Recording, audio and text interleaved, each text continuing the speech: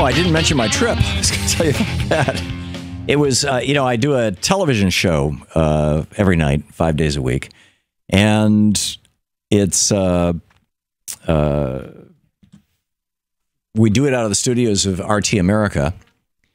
And we license that show to RT. Louise and I own the show. We co-produce it with RT. They provide the production equipment and the studio, and we provide the, my employees actually are the writers for the show.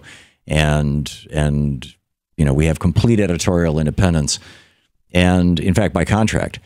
Although one of the things I discovered, so anyhow, it was the 10th anniversary of RT. They've been on the air for 10 years, and they're now in 700 million homes around the world, and it's really quite incredible. And so for the 10th anniversary, they flew me over there, Louise and I, and it was a real slam bam, thank you, ma'am trip. I mean, we left here Tuesday night, we got there Wednesday night. We went to a dinner party with a bunch of the other talent. Jesse Ventura was there. He's got a show on RT. His son Tyrell and Sean Stone, Oliver Stone's son, they do a show on TV along with Tabitha Wallace on RT. They were there. Max Kaiser and Stacy, I forget her last name, they were there. They do a show out of London. But he's an old stockbroker, and he talks about how the stockbrokers are always trying to rip you off. And the next morning, there was a conference that had a series of segments in it. One of them was on the state of whistleblowers. And I moderated that, and Julian Assange came in by video from the embassy in the UK, and the rest. And we had a couple of foreign defense intelligence guys and U.S. defense intelligence guys and it was about whistleblowers, basically. Ray McGovern was there. He traveled with us. It was nice to see Ray and his wife. And, we basically had a fascinating time. And Julian Assange kind of went off on the Turkey shooting down the Russian plane, saying this was a failure of Russian intelligence. And then one of the American intelligence guys said, no, it was Erdogan, Turkey trying to have, play both sides of the game and trying to kill the Kurds. And it became a very lively conversation. And then that night we had dinner, a big dinner. I mean, it was 100 and so people. And President Putin came and gave a speech in which he thanked RT for, and he made the point. He said, nobody has ever told you what to say or what not to say. And we're going to keep it that way. We want to have basically the reputation of BBC, which is we are telling the news, or if our commentators are telling, they're telling their truths. And I was not only impressed by that, but that's been my experience being 5 years on RT, is that literally nobody has ever told me what to say or what not to say. And the times that Russia has been criticized, and it's been many times, and sometimes very severely, sometimes by me, more often by my guests, nobody ever said a word.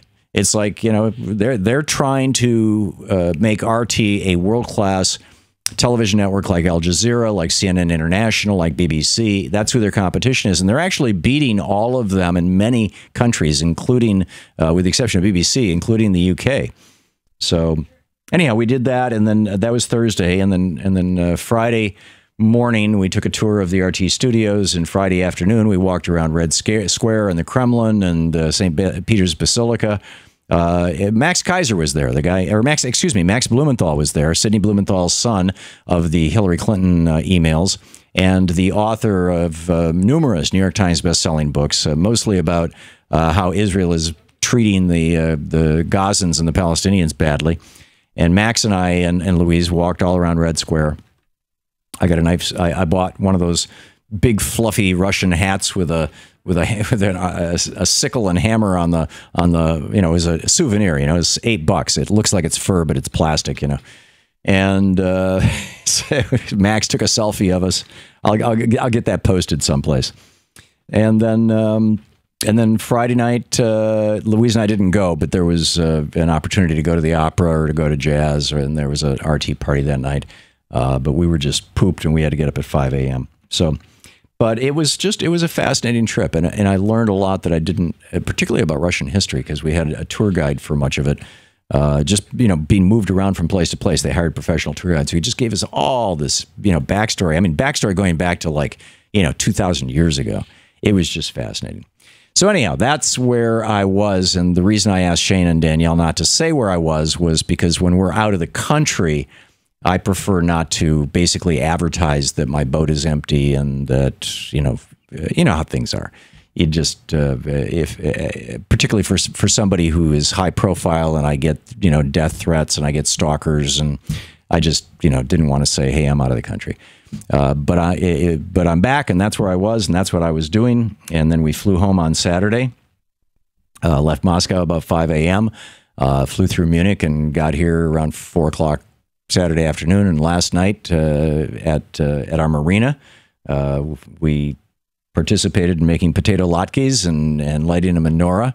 I'm not Jewish, but I'm very close to Judaism, shall we say, and speak some Hebrew and some Yiddish and whatnot. And we had a nice time with our neighbors, and then we went to bed, and here I am back, relatively unjet-lagged, I think. To watch more clips from our programs, hit the Watch More Videos button over here. And please be sure to hit the handy-dandy subscribe button so you'll always be up to date. Tag, you're it.